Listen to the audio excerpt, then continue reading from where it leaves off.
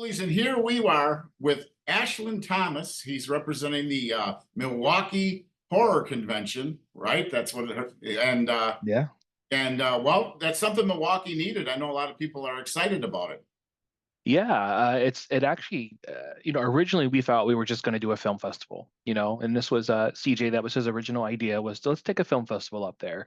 But then the more we started to hear from people and the more we started to interact with people at other conventions here in Chicago, which we all know there are several great ones, um, we started to find out that a lot of people were coming from Wisconsin, and their response was, "There's nothing in here. There's nothing up here. There's nothing for us to do that relates directly to horror." And we said, hmm. So we started doing some research and decided to launch Milwaukee Horror Con in March. And people showed up, told us they wanted it, told us they want us back, and we're back. I know a vendor that he had nothing but good things to say. He said that he did very well. He was from Kenosha, where we're from. Paul Hoppner, the Oh, yeah. masks. Yeah, he's very talented. Yeah. Oh, people were loving that booth, and he's got some great masks. And we have a chat that's just for vendors, and Uh-huh. he's always posting like, "This is what I'm working on, and this is what I'm bringing to Milwaukee in Oh yeah, September." he has a genuine enthusiasm for it. And then Yeah. also from Kenosha is another very popular booth is Time Warp Collectibles.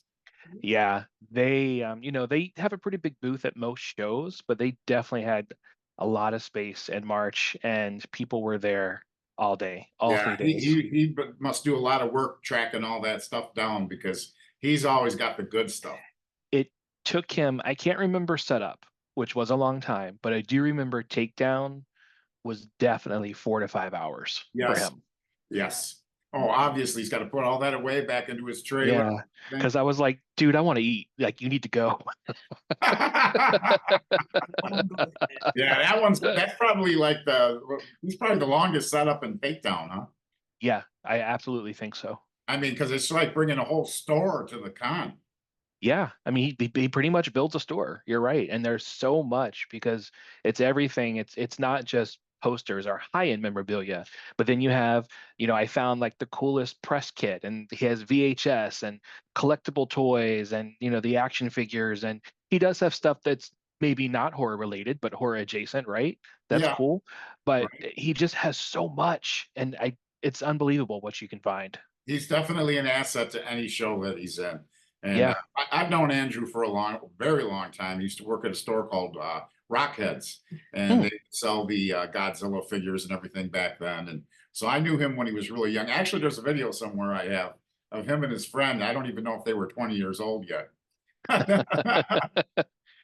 We won't talk about how long ago that was. Well, Uh, no.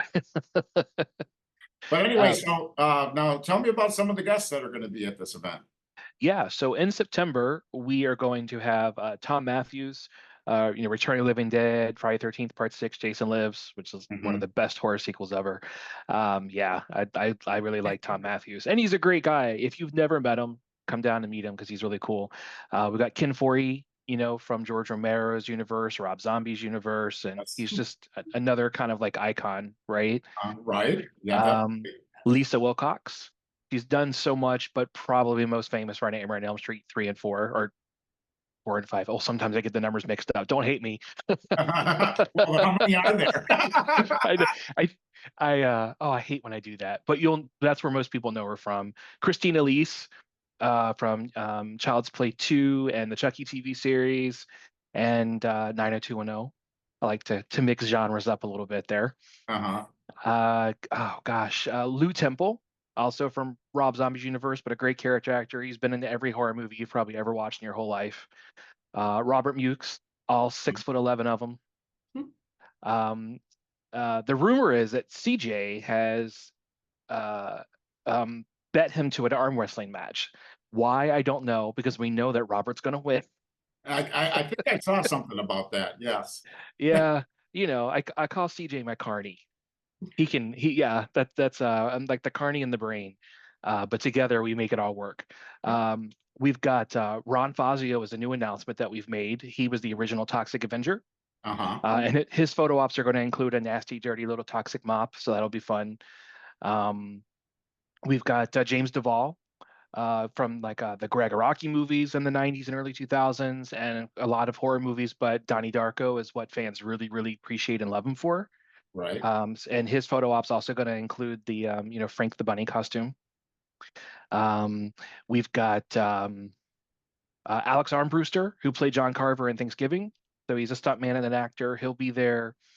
And I believe he has the costume too, actually. So you can get pictures of him in and out of costume as the. That's really cool. I'm sure the fans are going to love that. Yeah. And we might have some other announcements coming up in the next few days. So I think everybody should just, follow us on Instagram and the website and check, because things always do change.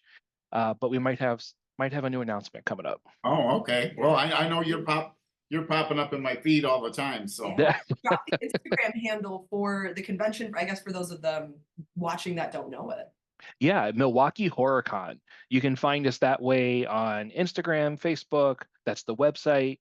We just launched an X, or I still like to call it Twitter. So it's not very active yet, but obviously, if you want to follow us there, please do, because we've just started that account. I also there's names I'm forgetting, of course, but they're on my little. Oh, I can point. Look, they're over here. We got Miko Hughes from Nightmare on Elm Street and Wes Craven's New Nightmare, excuse me, and Pet Cemetery. And I've always been a huge fan of Miko Hughes. And he's also a very just genuine, nice person. I think it's kind of nice for fans. Sometimes you meet people and you're not too sure what their personality might be like, or maybe they well, don't enjoy doing there's people, conventions, but yeah, there's been issues. I know that, but you never know what someone's going through or what. no, But yeah, no. But in general, something that we look for before we book someone is not only someone that is important to the genre or has a place in the genre even, but someone who we like to dig dirt on how they behave at conventions. Like, because right. we go to a lot of conventions, we're spying on vendors, we're spying on Yeah, celebrities, and so this early on, we really we hope we can continue that. But this early on, for sure, we want to be really particular about who we're asking, because mhm. we don't want the people that aren't as excited to meet the fans as they are to meet them. Yeah, yeah. So I got a lot of stories myself about conventions. So yeah, it happens, Your people. but we try to be a little selective, and maybe we can keep it that way for eternity. Who knows? well, that's a good way to approach it, I think, because you want your people to be entertained when they come there, and and it's always great when the celebrities approach the audience in a good way. I miss Yeah. Sid Haig, who he was one of the greatest out there. uh He didn't charge for pictures, and he was. Yeah, I'd always go to see him and talk to him for that length, and what a nice guy for being such an evil clown. yeah, right. And I never got to meet him, but I've heard wonderful things about him. And that's one of the great things, because for me, from myself, when I go to the cons, and I'm really like, there's some people that I'm like, oh, they're in my favorite movie. I really just want to see them or talk to them, or maybe I'll get an autograph. Who knows? But then there's the people that I just really want to talk to. Like, I want to sit down and talk shop. I want to pick your brain. I want to talk, because I'm such a film nerd, and I'm an actor and a filmmaker. So like, I have both. I want to know everything, because I, that's just I, how my brain is.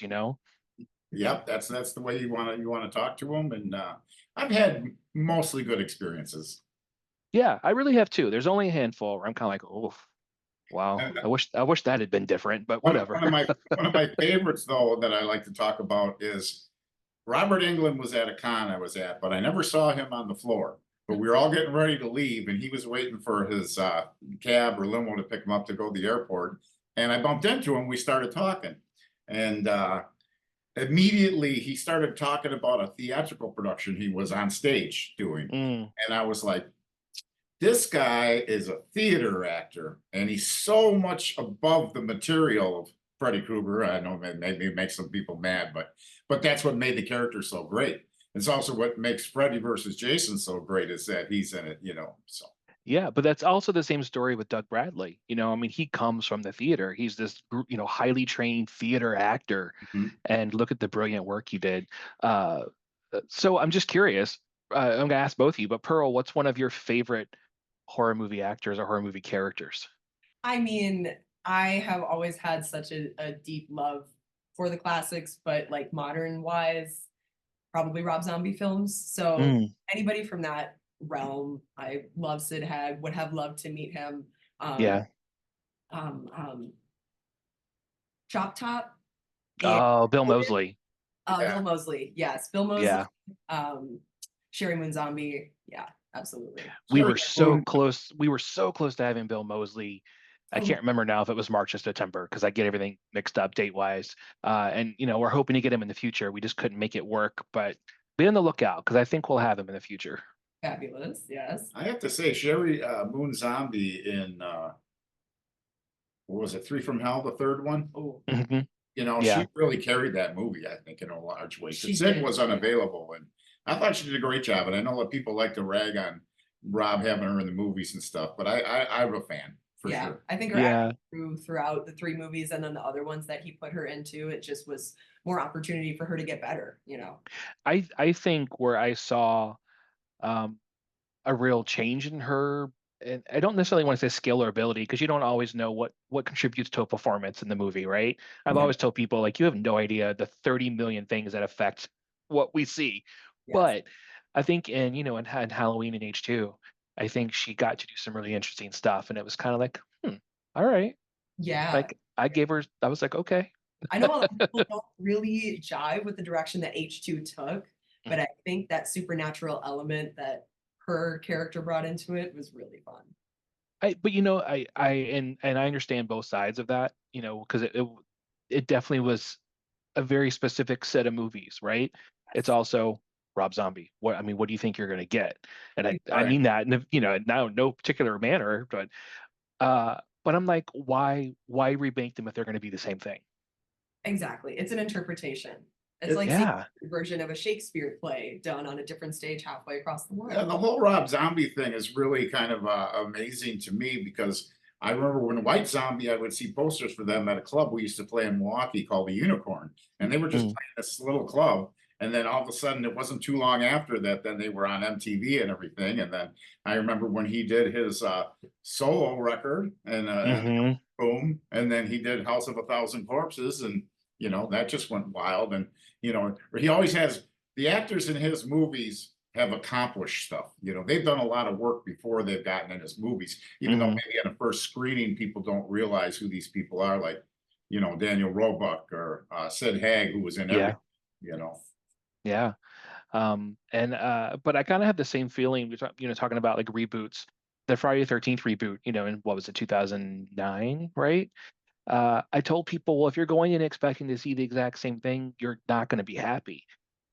So to me, I was like, you just have to go in and view it as a whole new series, like as if it hasn't existed before. So don't put the past into what you're currently watching. Right. And I think it's a great standalone movie. I really do. I think if you're wanting it to be a direct sequel, eh, Yeah, well, he makes it interesting and different. And the Munsters, I love that movie, the Rob Zombie one. And I when you get through it and you're done, you're like, this is so a Rob Zombie formula movie, but without the harsh language and everything. But it's still got all those, all those little elements of the Rob Zombie Yeah, formula. the So little strangenesses and the nod to true horror fans. And that's the thing about Rob Zombie is that he's always had horror fans in mind first when he makes his work. yeah. I mean, you can tell he's someone that is a true cinephile, and I appreciate that when watching films from anyone. I don't necessarily like maybe all of the hints that are just kind of like handed to you on a silver platter, but I love the kind of wink, wink, and the yeah. like. I know you like horror movies too. Like I know you're gonna get this. Um, but I almost kind of feel like it would be really interesting to have the monsters, but have it be a true Rob Zombie version. Absolutely balls out. Well, Crazy. we know where most of the profanity would be coming from Grandpa. I mean, now Lewis, he was. I just, but anyway, if you want to just wrap up and give us the final pitch for Milwaukee Horror Con. Yeah, well, Milwaukee Horror Con happening. No, Milwaukee Horror Con. It is going to be happening the first full weekend of September, which is the 5th, 6th, and 7th. It's at the 4 Point Sheridan at Milwaukee Airport, not the one that's closer to downtown, the one right by the airport across from Amtrak. Mhm. It's 3 days. There's a free horror film festival that also happens. So as long as you have a ticket to the show, whether it's a weekend pass or a day pass, you can come into the film festival. films are showing the entire time and they go late in the night, so vendors have a chance to come watch some movies as well. We're gonna have a world premiere of a new film from Refinery Films, which is based in Western Central Illinois. Well, I guess we'll just say Western Illinois. It's called Sundown on Black Waters, and we're gonna have some great Q&As and panels with the celebrity guests, some really cool photo ops, and we have a lot of vendors. We expanded the room, so we have over 80 vendors this time. That's right. Go see Time Warp Collectibles and Paul Hepner. Yeah. With the masks, and just sounds like it's going to be a great time. Yes. I think so. So everybody get your tickets, because at the door they do cost more money. So you do want to buy them online. Just keep that in mind, and buy them before they go up, because right now they're still kind of at a really low level. So they're going up Okay. soon. All right.